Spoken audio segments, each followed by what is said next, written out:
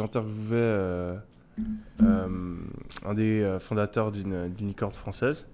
Et le mec, genre dans toute l'interview, je pense le mot qu'il a le plus répété, c'est préparation. Préparation. On s'était tellement bien préparé que ça a découlé. Et ça m'a tellement choqué parce que c'est le truc que t'entends tout le temps l'inverse. Genre, t'entends genre, faut y aller, faut anticiper. J'ai donné le conseil des milliers de fois, toi aussi. Et lui, en fait, il me disait l'inverse. Et donc, c'est souvent un truc que j'essaie de faire, c'est quand je rencontre des gens qui ont atteint un niveau de succès supérieur au moins dans un domaine où j'ai envie de m'améliorer et qui disent un truc avec lequel je suis pas d'accord ou avec lequel j'ai la vie externe, ma réaction, c'est de toujours me dire j'ai tort, ils ont raison et essayer de comprendre pourquoi.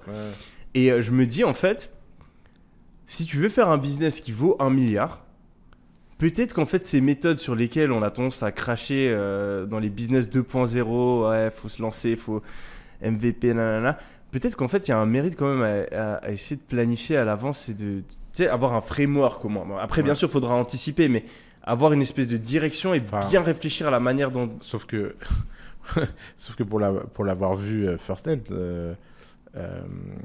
énormément de business qui ont été méga planifiés et super préparés sont finis en cata totale. Oui, je sais, mais c'est aussi mon avis de base, hein, mais j'essaie de voir... Parce qu'en fait, la question intéressante chez lui, parce que je connaissais pas, j'ai été voir sa boîte hier, il est quand même dans un domaine de niche.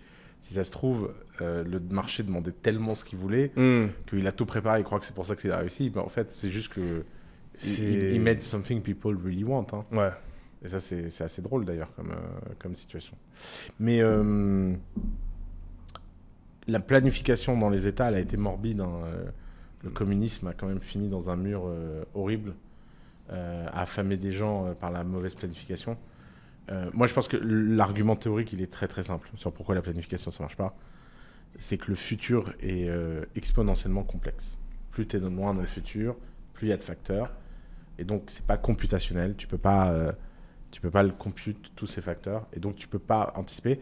Et c'est pour ça qu'il vaut mieux avoir des organisations qui sont adaptives, réactives, agiles, extrêmement solides au choc, que des organisations qui ont tout préparé. Et quand ça se passe pas comme le plan, elles savent pas réagir parce que ça y est, ça a été préparé. Et la planification, c'est une maladie mentale collective. C'est que tout le monde a envie de planifier pour se rassurer. Tu vois, tu te dis, ah, bah, c'est prévu, c'est machin. Mais en fait, tu peux pas te rassurer des événements futurs. On fait un exercice mental. Ouais. Je fais un petit challenge pour toi. Essaye de débattre avec toi-même et du coup, là, d'avancer pourquoi la planification, en fait, c'est vraiment nécessaire et c'est la meilleure chose. Ouais, c'est un exercice que je sais pas trop faire. Parce que souvent, ma façon de raisonner, c'est en principe premier. Le principe premier que j'ai, c'est que le futur est pas compréhensible, t'as pas assez de data. Donc ça veut dire qu'il faut que je change cette hypothèse. Donc, il faut que je me dise, il est possible que j'ai suffisamment de data sur le futur. C'est comme si je me disais, il est possible que la gravité n'aille pas vers le bas, mais vers le haut. Donc tu es certain à ce point-là de ce principe parce que j'ai cette hypothèse cachée qui fait le reste du raisonnement.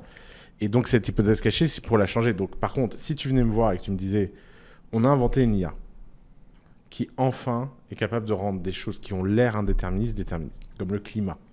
Tu vois, pendant très longtemps, on a pensé que le climat, c'était indéterminable. Maintenant, on arrive à prédire la météo à 5 jours, 6 jours, de façon 80%, 90% fiable. Ok, très bien.